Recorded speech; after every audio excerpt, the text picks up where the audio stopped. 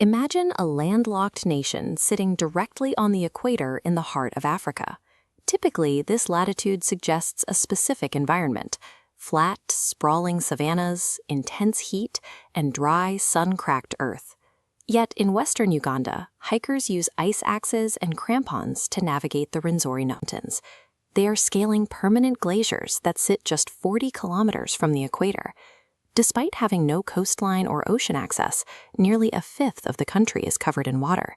It is a landlocked nation that is somehow drowning in vast inland seas, rivers, and wetlands.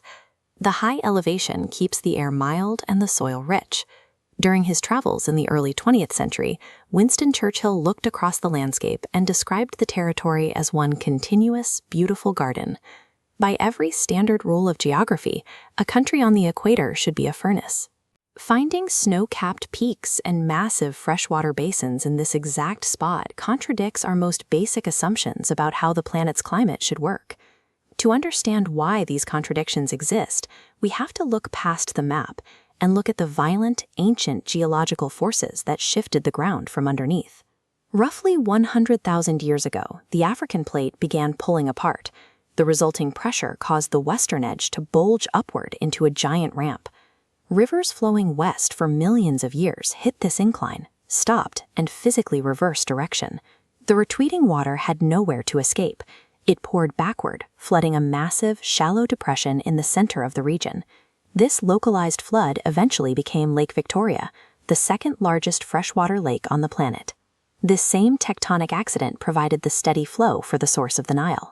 It was the physical answer that generations of explorers spent their lives, and often died, trying to find.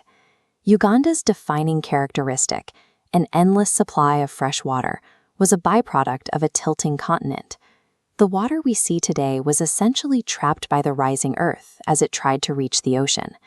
That same geological uplift broke the local climate. In Uganda, altitude overrides latitude.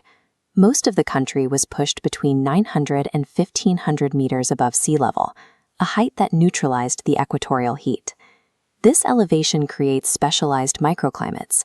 Lake Bunyoni, for instance, sits so high and is so cold that tropical cold-blooded crocodiles cannot survive in its waters. High on the mountain slopes, the cool, misty air forced local plants to evolve into towering alien versions of themselves. Giant groundsels grow taller than humans, standing like prehistoric sentries across the moorland. At the base of these mountains, two different worlds collide. Uganda is the specific meeting point where the open savannas of East Africa physically crash into the dense rainforests of Central Africa. This intersection created a massive biological sanctuary. Within one border, you can find lions hunting on the plains, and just a short distance away, half of all the remaining mountain gorillas on Earth living in the thick jungle. The high altitude didn't just change the weather, it functioned as an ecological fortress, forcing entirely different continental biomes to live side by side.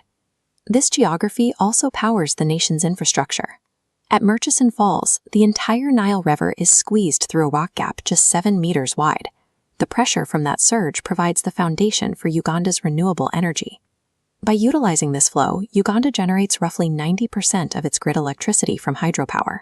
It allows one of the youngest populations on Earth to maintain a carbon footprint that sits far below the global average. However, the geological anomalies that make this country possible are exceptionally fragile, and they are disappearing. Since 1906, the Rwenzori Mountain glaciers have lost 80% of their ice. Scientists estimate the rest could be gone within 15 years. Uganda is a rare intersection of geological extremes. It is a place where you can stand on the equator, look up at a freezing glacier, and trace the water down to the desert kingdoms of the pharaohs. But we are the last generation that will see this landscape in its current form.